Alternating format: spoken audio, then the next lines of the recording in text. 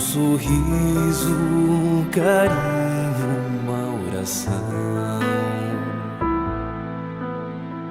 Gotas de luz rompendo a escuridão. Sementes da paz germinando em cada coração. Com paciência e ação. Esforço a mais, um gesto de paz, numa corrente de amor que não se desfaz. Vamos construindo, construindo a paz. Com coragem pra mudar, humildade pra espalhar a palavra de Jesus.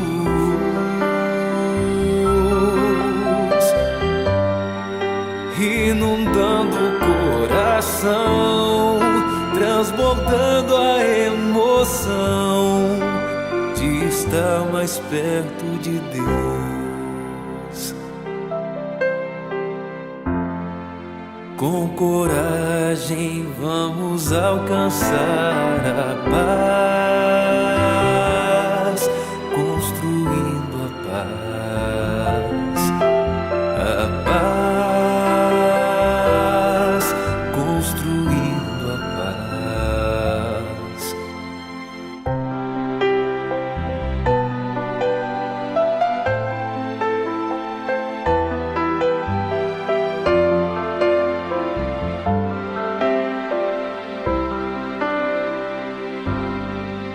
Um sorriso, um carinho, uma oração.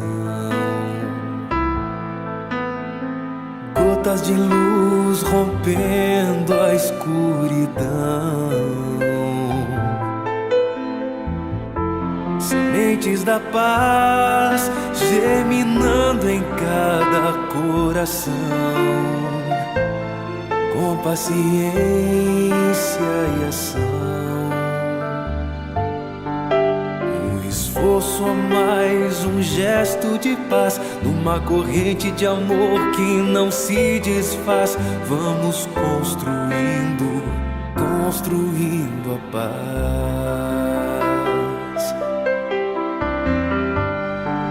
Com coragem pra mudar, humildade pra espalhar a palavra de Jesus.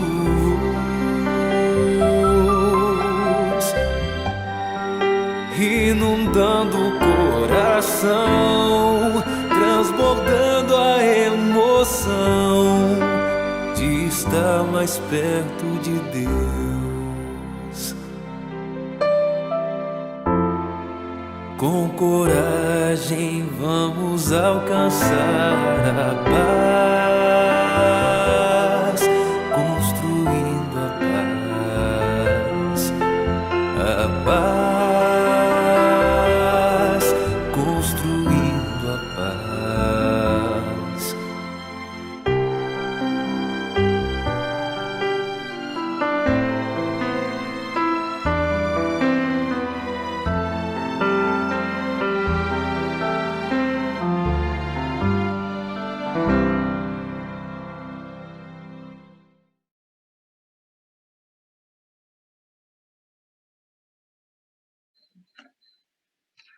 Boa noite a todos, rogando que os benfeitores amigos nos auxiliem para que os nossos lares encontrem-se harmonizados, para melhor nós recebermos os esclarecimentos, o consolo que a doutrina espírita nos traz, que possamos estar envolvidos pela paz, pelo amor de Jesus.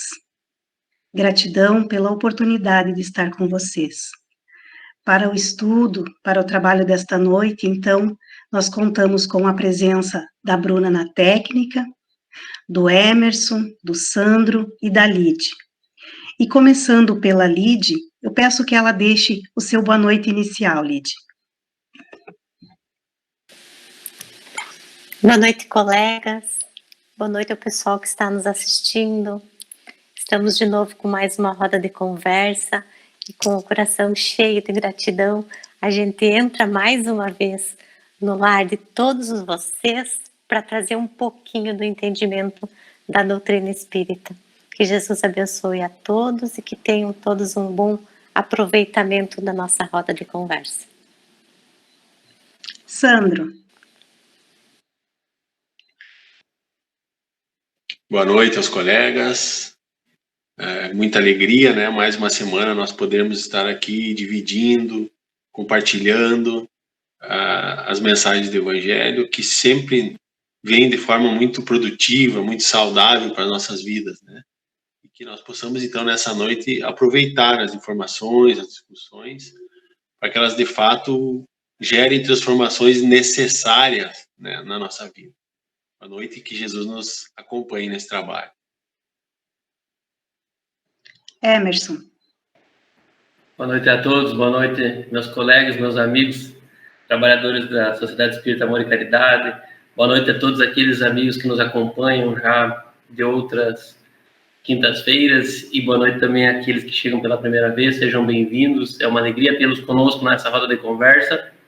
Esperamos aqui poder deixar reflexões ou pelo menos convidá-los a refletir ainda mais, acompanhando o estudo do Evangelho segundo o Espiritismo, das obras básicas, enfim. Muito obrigado a todos. Esperamos que seja de muito bom proveito essa nossa conversa hoje. Obrigado, meus queridos. Então, como os irmãos já falaram, nós vamos dar sequência ao nosso estudo da obra O Evangelho segundo o Espiritismo. Então, nós nos encontramos já no capítulo 15, que tem por título Fora da Caridade não há salvação. E eu peço licença, então, para ler as primeiras duas parábolas que se encontram nesse capítulo, que uma é de que precisa o espírito para se salvar, e a outra é a parábola do bom samaritano. Ora, quando o Filho do Homem vier em sua majestade, acompanhado de todos os anjos, sentar-se-á no trono de sua glória. Reunidas diante dele todas as nações, separará uns dos outros, como o pastor separa as ovelhas dos bodes, e colocará as ovelhas à sua direita e os bodes à sua esquerda. Então dirá o rei aos que estiverem à sua direita: Vinde, benditos de meu Pai, tomai posse do reino que vos foi preparado desde o princípio do mundo. Porque tive fome e me destes de comer, tive sede e me destes de beber. Não tinha teto e me hospedastes, estive nu e me vestistes. Achei-me doente e me visitastes, estive preso e foste me ver. Então os justos lhe responderão: Senhor, quando foi que te vimos com fome e te demos de comer, com sede e te demos de beber? Quando foi que te vimos sem teto e te hospedamos, ou despido e te vestimos? E quando foi que te soubemos doente ou preso e fomos visitar-te? O rei lhes responderá: Em verdade vos digo, todas as vezes que fizestes isso a um destes mais pequeninos dos meus irmãos, foi a mim mesmo que o fizestes. Dirá em seguida aos que estiverem à sua esquerda: Afastai-vos de mim, malditos, ide para o fogo eterno, que foi preparado para o diabo e seus anjos, porque tive fome e não me destes de comer, tive sede e não me destes de beber, precisei de teto e não me agasalhaste, estive sem roupa e não me vestistes, estive doente e no cárcere e não me visitastes. Eles também replicarão: Senhor, quando foi que te vimos com fome, com sede, sem teto ou sem roupa, doente ou na prisão e não te assistimos? Ele então lhes responderá: Em verdade vos digo, todas as vezes que faltastes com a assistência a um destes mais pequeninos, deixastes de tê-la comigo mesmo. E esses irão para o suplício eterno, e os justos para a vida eterna. Esta parábola está em Mateus, capítulo 25, versículo 31 a 46. A segunda parábola, então, a do bom samaritano.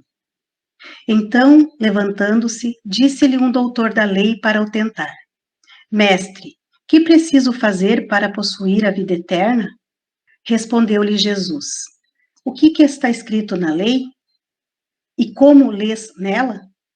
Ele respondeu: Amarás o Senhor teu Deus de todo o teu coração, de toda a tua alma, com todas as tuas forças e de todo o teu espírito, e a teu próximo como a ti mesmo.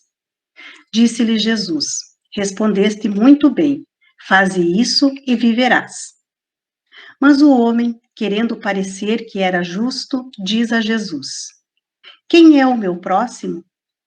Jesus, tomando a palavra, lhe disse: Um homem que descia de Jerusalém para Jericó caiu em poder de ladrões, que o despojaram, cobriram de ferimentos e se foram, deixando-o semi-morto. Aconteceu em seguida que um sacerdote, descendo pelo mesmo caminho, o viu e passou adiante. Um levita, que também veio àquele lugar, tendo-o observado, passou igualmente adiante. Mas um samaritano que viajava, chegando ao lugar onde jazia aquele homem e tendo-o visto, foi tocado de compaixão. Aproximou-se dele, derramou-lhe óleo e vinho nas feridas e as tratou. Depois, pondo-o no seu cavalo, levou-o a uma hospedaria e cuidou dele.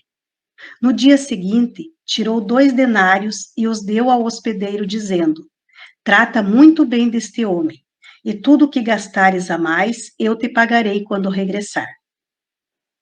Qual desses 3 te parece ter sido o próximo daquele que havia caído em poder dos ladrões? O doutor da lei respondeu: Aquele que usou de misericórdia para com ele. Então vai, diz Jesus, e faze o mesmo. Essa parábola está em Lucas, capítulo 10, versículos 25 a 37.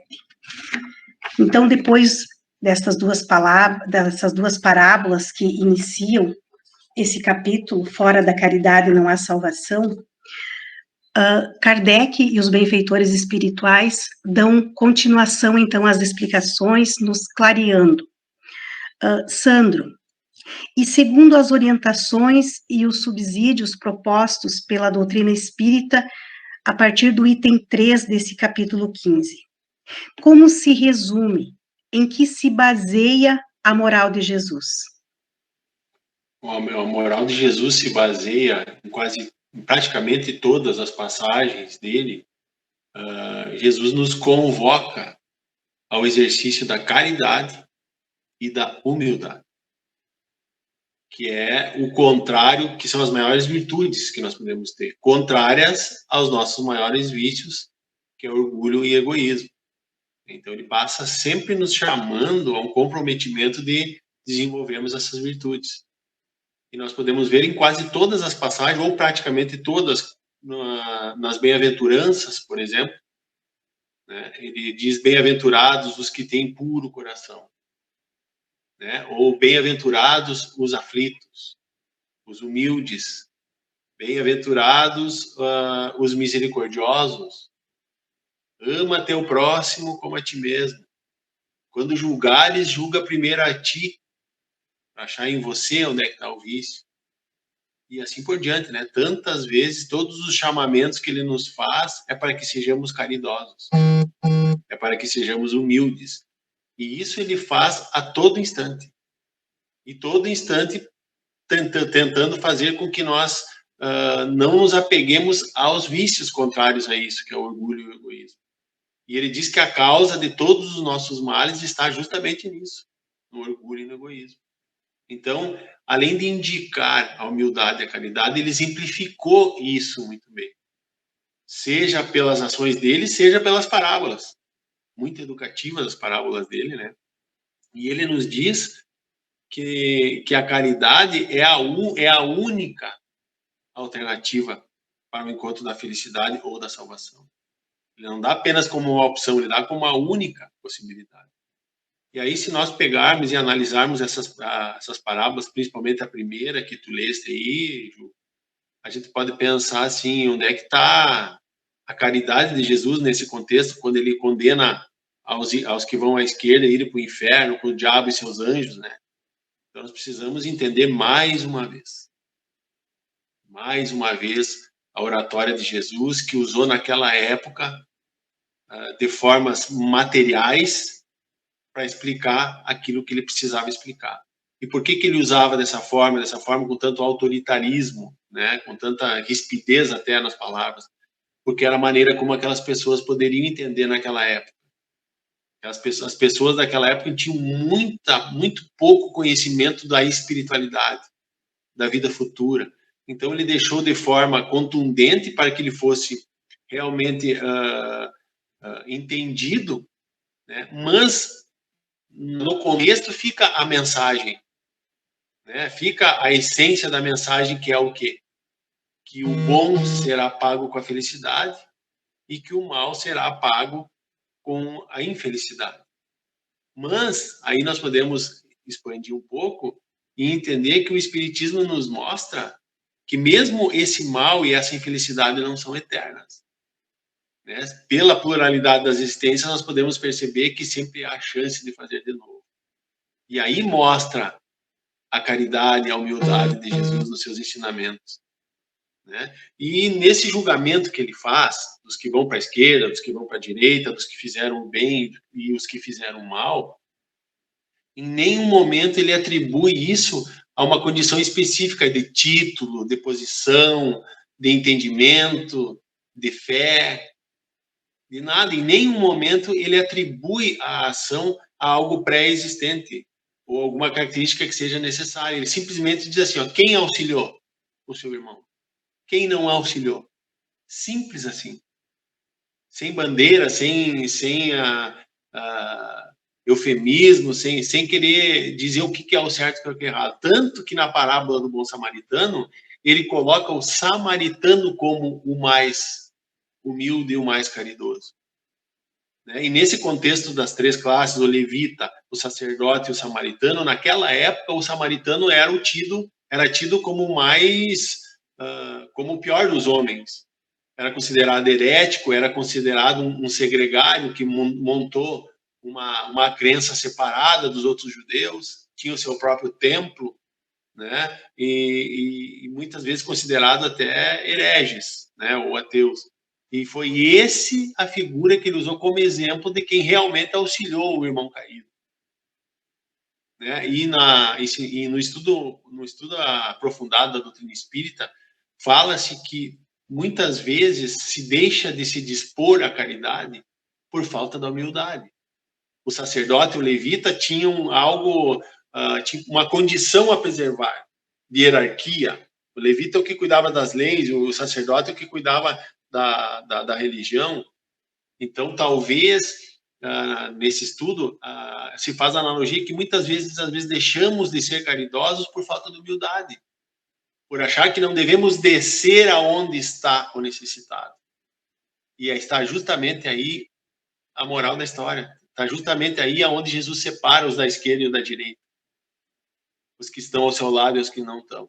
É os que se dão ao trabalho de descer muitas vezes para acolher aquele que está necessitado, né? Então, por isso que ele coloca a caridade como a base de tudo, né? Porque ele diz que é preponderante a caridade porque todas as outras virtudes advêm dela, né? A caridade vem no primeiro plano porque a caridade traz implícita nela também a benevolência, a doçura, a indulgência.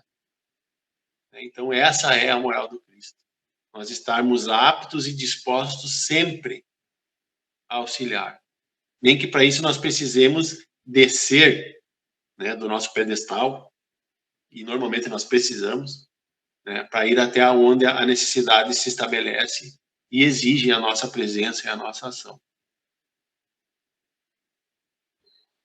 Obrigado, Sandro. Emerson, qual o maior mandamento que pode se observar nos ensinamentos de Jesus? Ju, tem um item, né, nesse capítulo que é o mandamento maior. E nesse item, inicia o texto trazendo Mateus, capítulo 22, versículos 34 ao 40, quando um fariseu, doutor da lei, com o objetivo de tentar Jesus, como sempre é colocado, né, com o objetivo de colocar Jesus numa situação constrangedora, talvez para observar se ele fosse, se alguma coisa que ele dissesse entrasse em contradição com as leis mosaicas, ou enfim, com as crenças da época, né? Ele vai perguntar para Jesus qual é o grande mandamento da lei. E aí Jesus vai responder: amarás o Senhor teu Deus de todo o teu coração e de toda a tua alma e de todo o teu espírito. Esse, o maior e o primeiro mandamento, que era o que já se conhecia na época, o que se acreditava. Mas Jesus continua e diz: e aqui está o segundo, que é semelhante ao primeiro. Amarás o teu próximo como a ti mesmo. Toda a lei e os profetas se acham contidos nesses mandamentos. Na verdade, amar a Deus sobre todas as coisas já inclui esse mandamento de amar o próximo. O nosso entendimento de Deus, que é muito limitado. Quando nós falamos Deus, a inteligência suprema, causa primeira de todas as coisas, como é a definição que os Espíritos nos deram na primeira questão do Livro dos Espíritos, nós colocamos Deus num sentido mais amplo, inteligência suprema, causa primeira de todas as coisas. Se é a causa primeira de todas as coisas, e nós o amamos todas as coisas, ou deveríamos amar todos os seres e as coisas.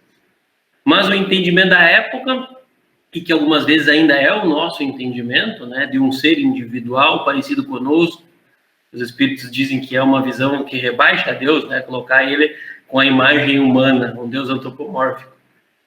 Essa visão, algumas vezes, esse entendimento fazia ou faz com que nós acreditemos que podemos amar a Deus, reservar tempo para Deus, e de uma maneira diferente proceder com o mundo e com o próximo. Eu procedo bem com Deus e com os outros da maneira que me convém, com os mais próximos de um jeito, com os mais distantes de outro jeito. E como nós não conseguimos ainda fixar que amando a Deus verdadeiramente amamos o próximo, Jesus complementa, dizendo: amar o próximo como a si mesmo. É evidente que ninguém de nós deseja o mal para si. E essa é a proposta de Jesus: tudo de bom que tu quer para ti, queira também para o teu irmão. E ele vai dizer que todas as leis e os profetas estão contidos nesses dois mandamentos. Por quê?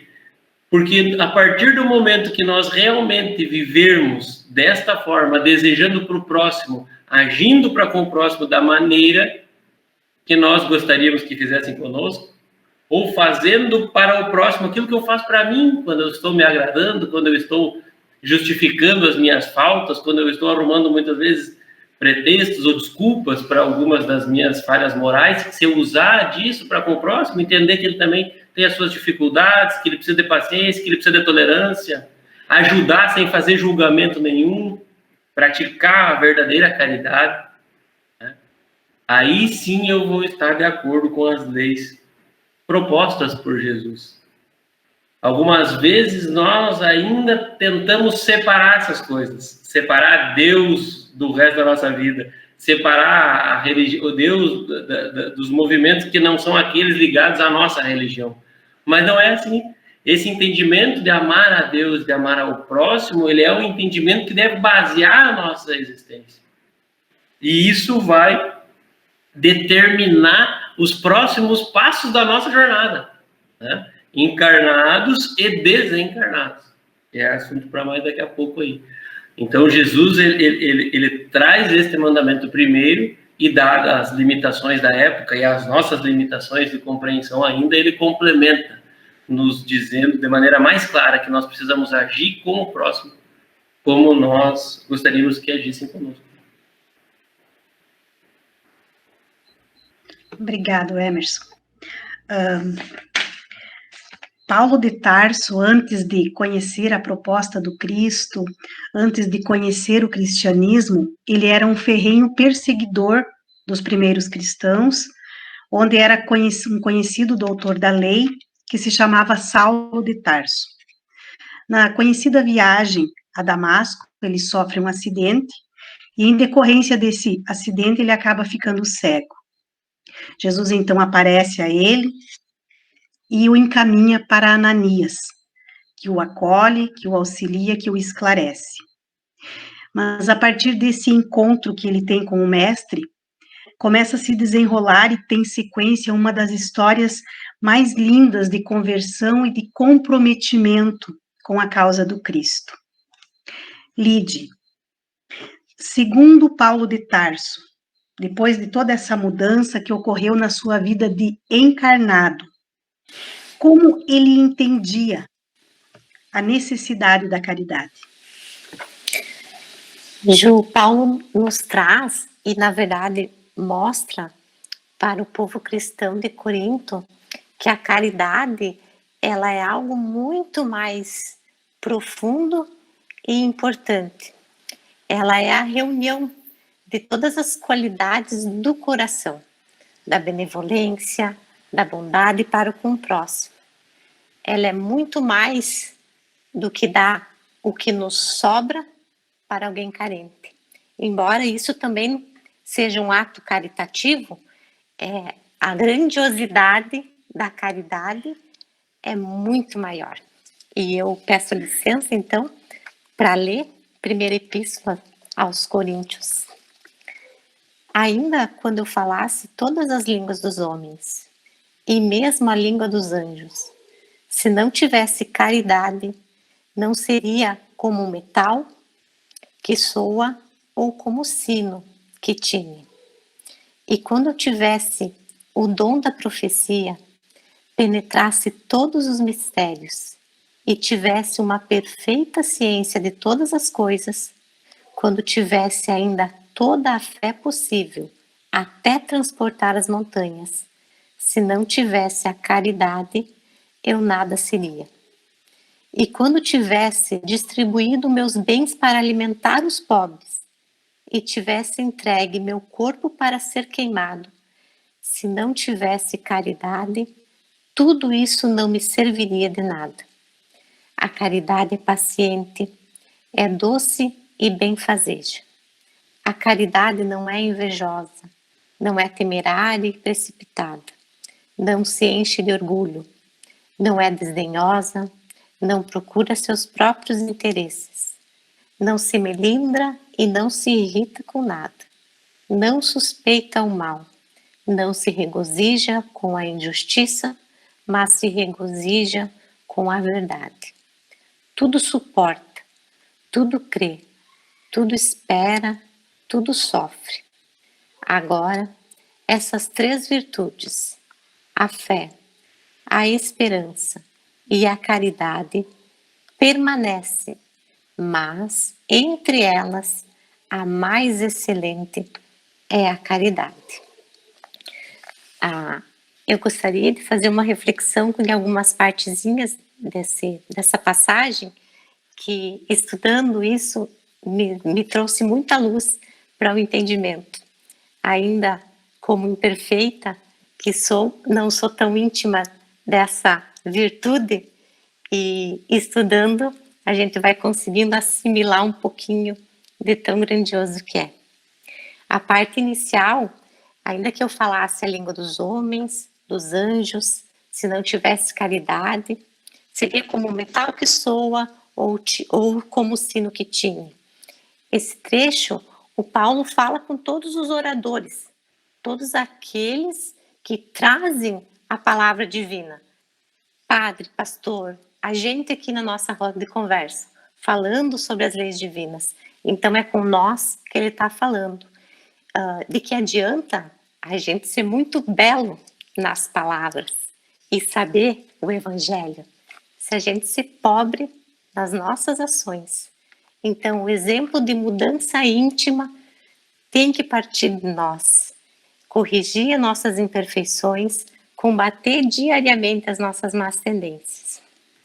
Ainda que eu tivesse o dom de profecia e conhecesse todos os mistérios e toda a ciência, e ainda que tivesse toda a fé, de maneira tal que transportasse os montes, e não tivesse caridade, nada seria. Aqui ele traz referência aos nossos conhecimentos espirituais. ter conhecimento das leis divinas nos faz muito mais responsável frente à vida, frente às nossas atitudes, frente às nossas ações. Então, não adianta a gente ter fé se a gente não fazer a caridade, se a gente não praticar a caridade, se a gente não se ajudar. E ainda que distribuísse toda a minha fortuna para sustento dos pobres, e ainda que entregasse o meu corpo para ser queimado, se não tivesse caridade, de nada se aproveitaria. Aqui ele faz questão da caridade material, comenta da caridade material, quando tem uma intenção errada. Aquela intenção que a gente comentou nos nossos capítulos anteriores, quando a gente humilha aquele que a gente faz a caridade, ou que a gente quer se sobressair fazendo a caridade. Ele fala aqui da nossa doação desinteressada. É esse tipo de caridade que a gente deve praticar. A caridade é paciente, é doce, benfazeja, a caridade não é invejosa, não trata com leviandade, não se ensoberbece. O apóstolo mostra aqui que a verdadeira caridade, ela traz a resignação junto. É o entendimento da vida, das nossas dificuldades terrenas. E entender que temos um objetivo, que é o nosso progresso espiritual. Não se porta com decência, não busca os seus próprios interesses, não se melindra, não se irrita com nada, não suspeita o mal, não se regozija com a injustiça, mas se regozija com a verdade. Em um mundo que mais vale a satisfação pessoal, às vezes mesmo com o sofrimento do outro, a caridade verdadeira, ela busca a decência e a fraternidade. O que adianta a gente levar vantagem em tudo, se às vezes a gente acaba semeando o mal? O que a gente está instigando no outro? Raiva, rancor, o que a gente está colhendo para nós? Então, paciência, sensatez, faz parte da caridade e deve ser o princípio das nossas ações. Tudo sofre, tudo crê, tudo espera, tudo suporta. Aqui Paulo traz a referência que tudo tem a sua hora. Saber esperar é próprio dessa virtude. E quando a gente amplia a nossa visão para além desse mundo material e consegue enxergar a visão do mundo maior, do nosso mundo espiritual, isso traz paz para o nosso coração. Agora, pois, permanecem a fé, a esperança e a caridade. Mas a maior destas é a caridade. Aqui ele finaliza reforçando que a caridade ela é um conjunto de atributos morais e intelectuais. Nós, espíritos imortais, conhecedores do nosso livre-arbítrio, a gente consegue seguir as leis divinas através da prática da caridade. A fé e a esperança, elas são indispensáveis para uma existência sensata e confiante, mas elas são assessoras da caridade. Esse sim, o sentimento principal que deve ser buscado pelo homem de bem. Peço desculpa por me prolongar, mas é muito lindo, eu achei uma reflexão bem propícia. Obrigado, Lide. Não tem do que se desculpar, muito bem colocado essa que tu trouxe, porque a caridade, os benfeitores nos dizem no Livro dos Espíritos, a caridade tal como Jesus a entendia, era benevolência para com todos, indulgência para com as imperfeições dos outros e perdão das ofensas. Sandro, enquanto a máxima, fora da caridade não há salvação. Ela se apoia num princípio universal e ela oferece a todos nós, filhos de Deus, o mesmo acesso à felicidade. E o que nós podemos pensar de uma máxima que diz que fora da igreja não há salvação ou fora da verdade não há salvação? Antes de tocar nesse assunto, eu queria fazer uma observação nisso que a Lide falou, né? Achei muito bonito também. Como ela foi feliz em trazer essas considerações.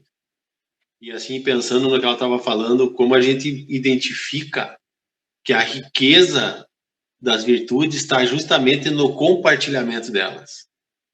Né? Nessas analogias que a Lide fez, tudo aquilo que se usufrui sozinho parece que perde o valor. Né? Então, sempre tem a questão de estar disposto a oferecer a alguém que somos os instrumentos de Deus. Né? E em relação a fora da igreja ou fora da verdade da nossa salvação, nós podemos fazer uma conexão lá com o que eu falei antes, que Jesus teria, quando fez aquele julgamento dos bons e dos maus, ele não perguntou no que eles acreditavam. Ele não perguntou que maneira que eles conduziam. Ele só se importou com o bem feito, né? Com a caridade. Então, dizer que fora da igreja não há salvação é atribuir valor a uma fé que não é uma fé em Deus ou nas leis divinas, mas é uma fé sobre os dogmas que cada igreja preconiza ou apresenta, né, para os seus fiéis, vamos dizer assim. E normalmente esses dogmas eles são exclusivos e absolutos. O que quer dizer isso? O que eu te apresento é o que vale. Fora disso, não tem validade, você não será conduzido ao reino de Deus ou à salvação se você não cumprir aquilo que eu estou te oferecendo. Ou seja, se colocam como intermediários, colocando exigências para que você passe para a esquerda ou para a direita. E Jesus nunca apresentou isso. Jesus sempre disse assim, ó, se você fez o bem, você vai para a direita. Se você fez o mal, você vai para a esquerda. E essa ideia que fora da igreja, não há salvação e de seus dogmas, ela segrega, ela considera que aquele que não está do seu lado está contra ela. Aí, nesse caso, por exemplo, não há tolerância com as pessoas que não pensam que nem eles, ou que nem o dogma da sua igreja. Né? Então, aqui o Evangelho diz que os pais não oram mais pelos filhos, os filhos não oram mais pelos pais, amigos não oram mais por amigos, desde que não estejam do mesmo lado, em termos de religião, em termos de igreja. Né? E Jesus dizia que fora da caridade não há salvação. E que isso não estava vinculado com o que cada um se manifestava em relação a Deus, né? O que eu quero dizer com isso? Que o que importa era o que você fazia em ação e o quanto as leis divinas estavam impregnadas em você. E não qual a doutrina que você realmente usa. E dizer que fora da verdade não há salvação seria praticamente a mesma coisa que dizer que fora da igreja, porque normalmente as igrejas julgam-se donas das verdades. Né? Mas e qual verdade? Se nós sabemos que a verdade ela se modifica, não no sentido de se alterar, mas no sentido de se enriquecer. Conforme nós vamos evoluindo, nós vamos descobrindo outras verdades. E nós ainda, enquanto encarnados na Terra, não é nos dado o direito de conhecermos toda a verdade ainda. E se Deus tivesse condicionado a felicidade suprema só pelo conhecimento da verdade suprema, é como se nós estivéssemos andando numa estrada onde só o fim seria bonito, onde só o fim seria florido. E Jesus nos mostra que não, o caminho também pode ser florido, não só o fim. Então nós vamos ter a felicidade relativa em função da verdade relativa que nós vamos também perceber. Como não é nos dado ainda o direito à verdade absoluta, também não é nos dado o direito à felicidade absoluta. Mas é nos dado o direito à felicidade se nós estivermos envolvidos com a caridade, fazendo o bem, como Jesus segregou lá atrás o da esquerda e o da direita. E o Espiritismo, nesse contexto de entender que não é na igreja que tem a salvação, ele também não preconiza que é no Espiritismo que você terá a salvação, mas sim na condução e no exercício das leis divinas que estão na nossa consciência, independente de ser espírita ou não. E da mesma forma, ele não atribui que só a verdade te trará a salvação, porque ele também entende que nós não somos conhecedores de toda a verdade ainda. E que esse tipo de atribuição desse tipo de dogma faz mais em separar do que em unir os irmãos. Então, é uma forma de julgar diferente da que Jesus julgou lá naquela parábola. Jesus julgava pela intenção, pela capacidade de nós desenvolvermos as leis divinas, independente do que nós acreditamos. Então, o Espiritismo converge com aquela doutrina de Jesus, né? Que não é na igreja, não é na verdade. É no desenvolvimento das leis divinas que estão já dentro de nós, independente do que nós acreditamos. Então, a nossa ação é que nos faz diferentes e nos elege para qual lado nós fomos. Lembro que essa semana, estudando numa revista, ou não lembro agora se foi num livro, que dizia que quando nós estamos felizes numa condição em que nós não estamos sendo úteis, tem algum problema, nós precisamos rever essa felicidade. E a autora faz uma analogia que nós seremos como o mar morto, que o mar é calmo, é tranquilo, mas no seu fundo não tem vida. Tudo é estragado no mar morto, né? Não há vida. Então, é essa condição que Jesus diz, né? De nós nos entregarmos em utilidade a toda a humanidade e não nos tornarmos confortáveis e felizes na abstração, no isolamento, né? Ou cuidando só da nossa vida.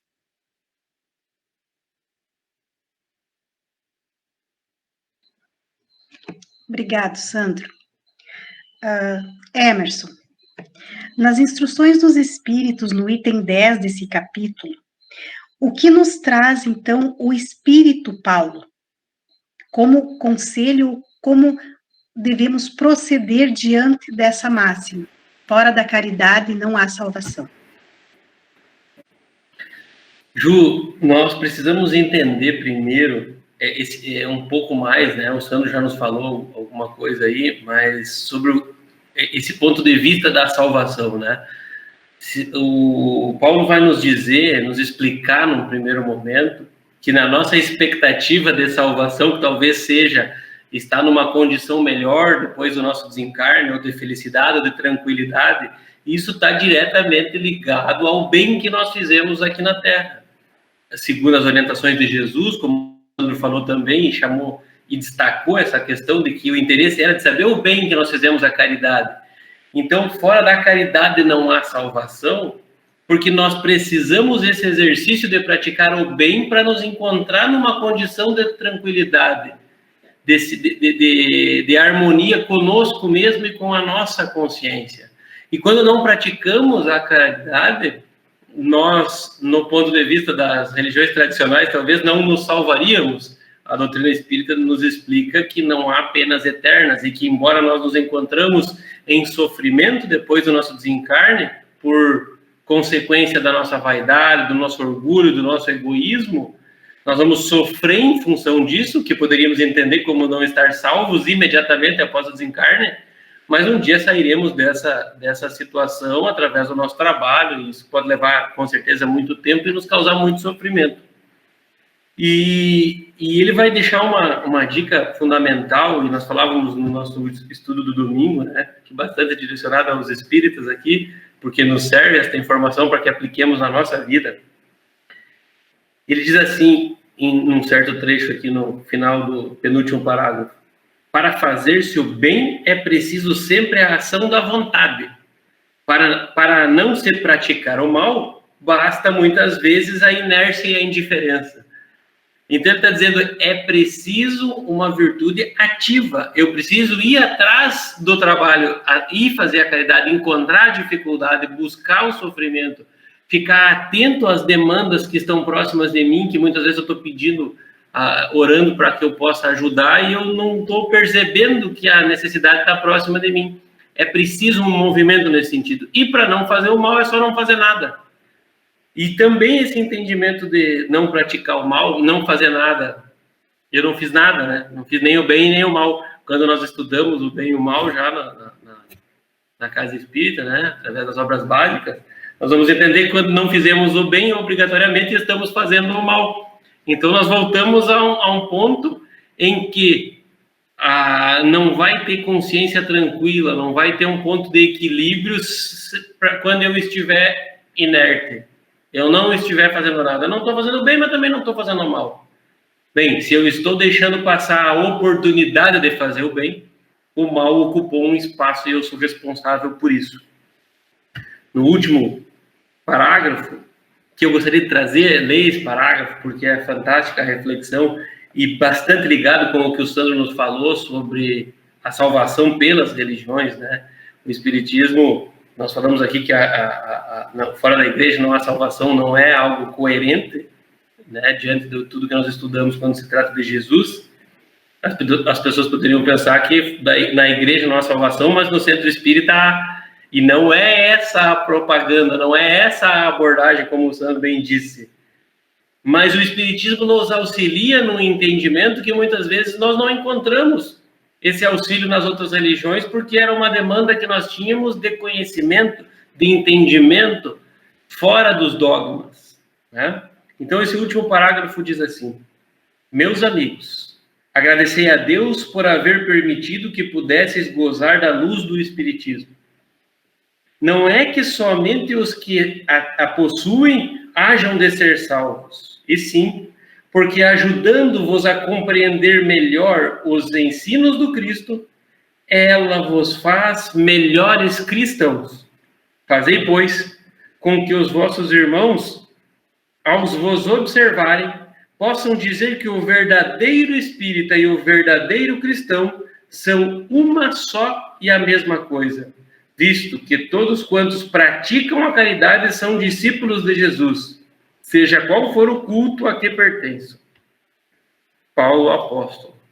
Então, nós comentávamos algo no nosso estudo, no último estudo do domingo, no sentido de que muitas vezes nós observamos o espírita verdadeiro fora da doutrina espírita.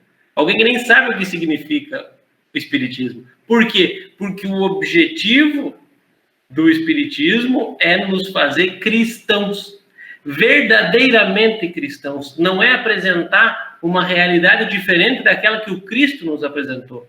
Tudo que a doutrina espírita nos trouxe de informação é para complementar e fazer com que agora nós fixemos os ensinos do Cristo. Este é o objetivo.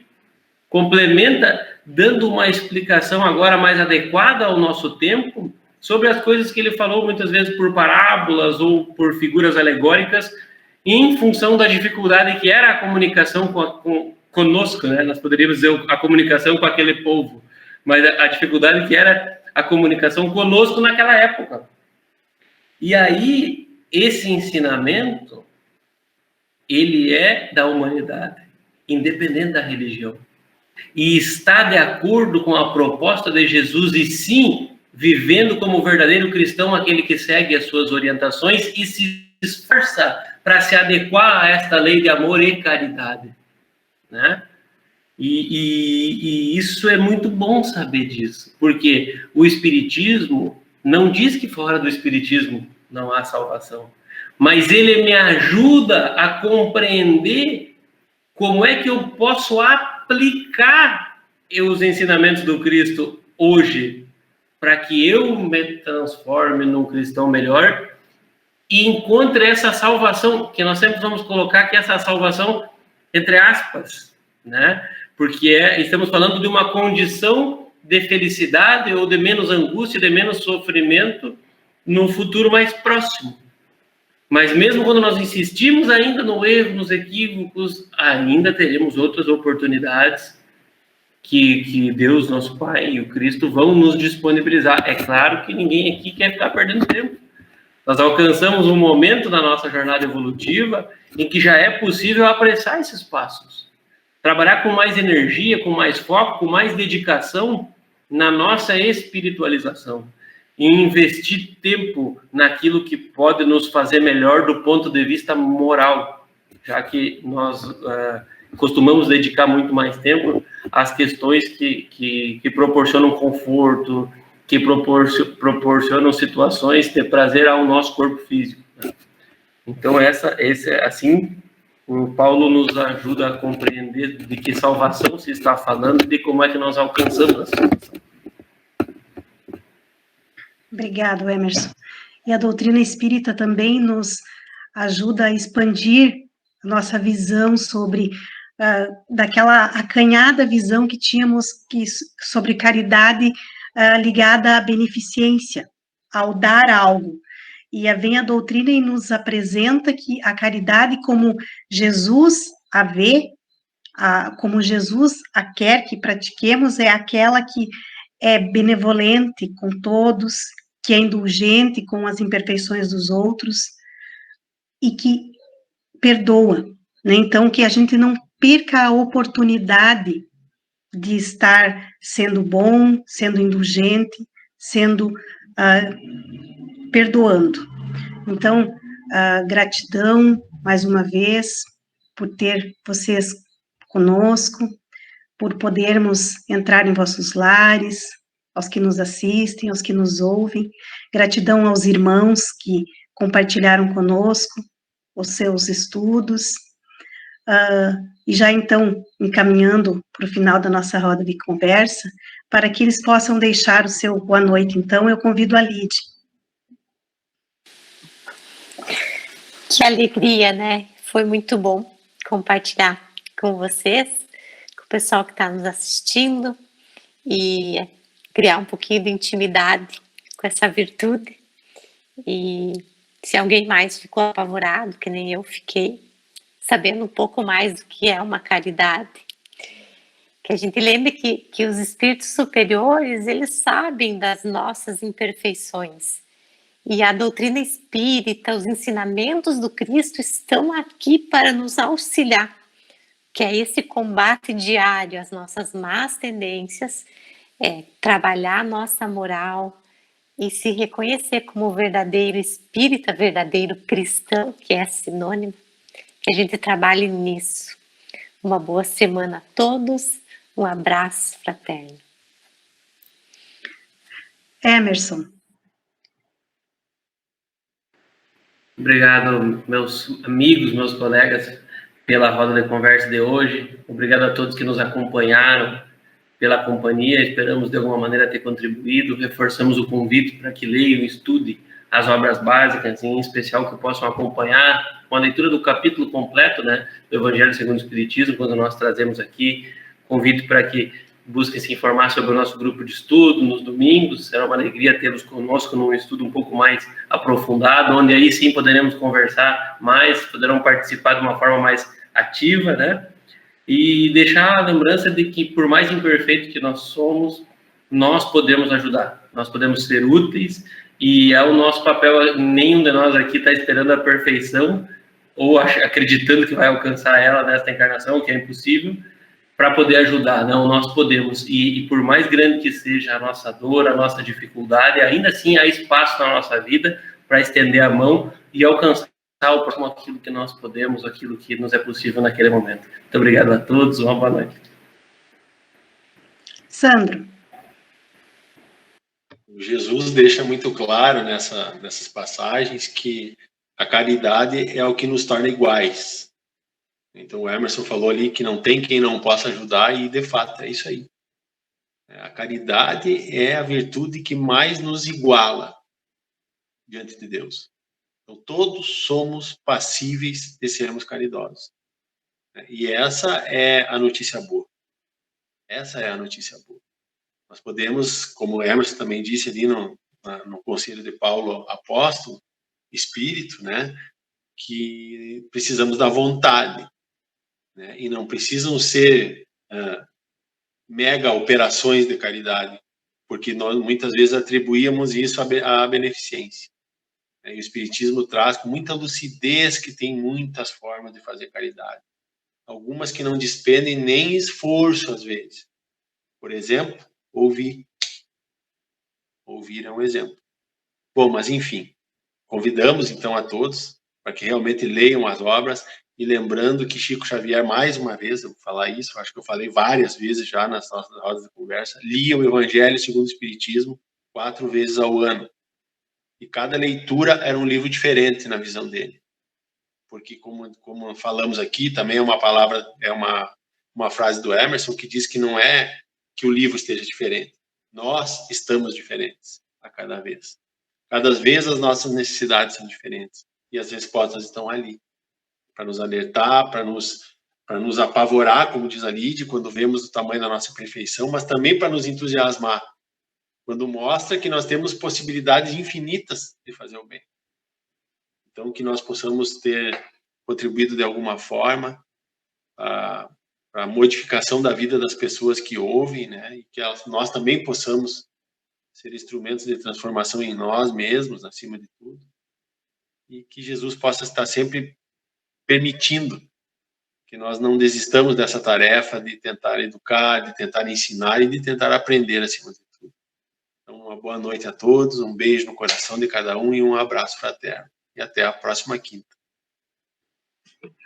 Boa noite, meus queridos. Rogando, então, o auxílio dos benfeitores amigos, a todos e a cada um de nós, que possamos nos ver no grupo de estudos de domingo ou na próxima quinta. Uma boa noite.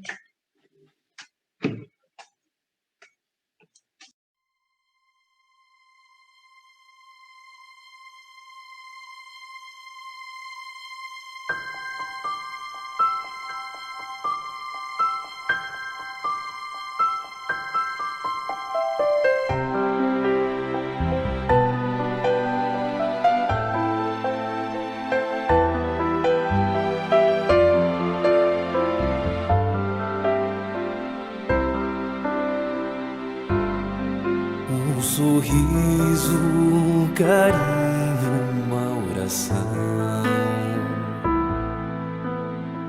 gotas de luz rompendo a escuridão, sementes da paz germinando em cada coração, com paciência e ação.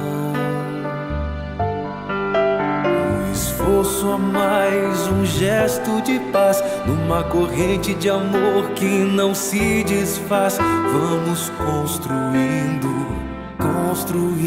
a paz,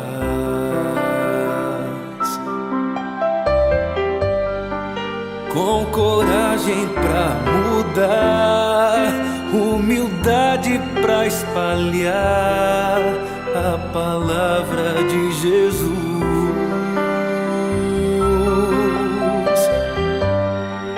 Inundando o coração, transbordando a emoção de estar mais perto de Deus. Com coragem vamos alcançar a paz, construindo a paz, a paz, construindo a paz.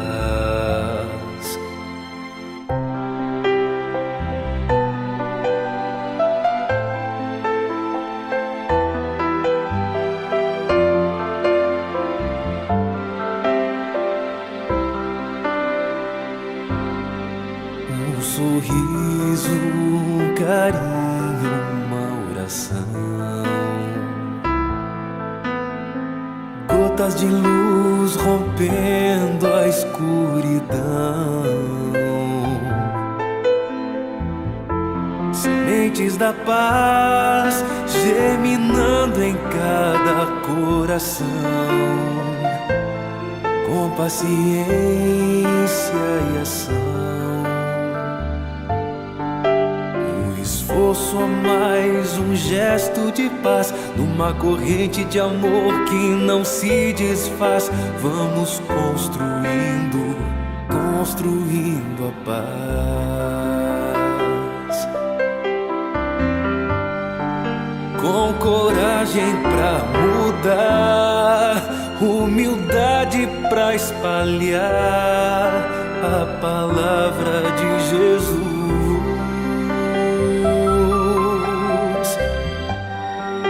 Inundando o coração, transbordando a emoção de estar mais perto de Deus. Com coragem vamos alcançar a paz.